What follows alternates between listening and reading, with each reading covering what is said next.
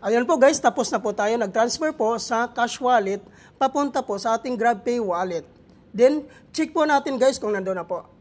Ayan po guys, pumasok na po yung 615 po na transfer po natin, papunta po sa ating GrabPay wallet. So napakadali lang po guys, no? Unlike po doon sa MoveIt po na abutin po halos ng isang araw po bago po papasok sa ating GrabPay wallet. Ang gagawin natin dito ay pupunta po tayo sa ating mga Grab Passengers app po, no, para po mai-transfer naman po natin ito papunta po sa ating GCash account. So napakadali lang po talaga dito guys, mag-cash out po or mag-transfer po sa ating mga pera po papunta po sa ating GCash. Then click po natin ang payment.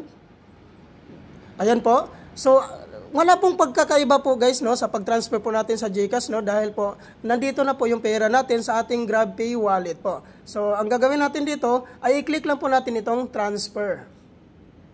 So automatic po guys, nakikita po kagad natin yung GCash account po natin dito, no. So which is kung nakapag-transfer ka na po dati sa GrabPay, so automatic po, ayan po, click po natin. Then type po natin yung amount.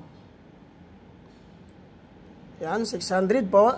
Yung 15 po, wag nyo na pong isali yun dahil po service charge nila po yun. After po natin ma-check, no, kung tama na po yung total na ita-transfer po natin, ang gagawin po natin dito ay kailangan i-click po natin itong naka-highlight na green na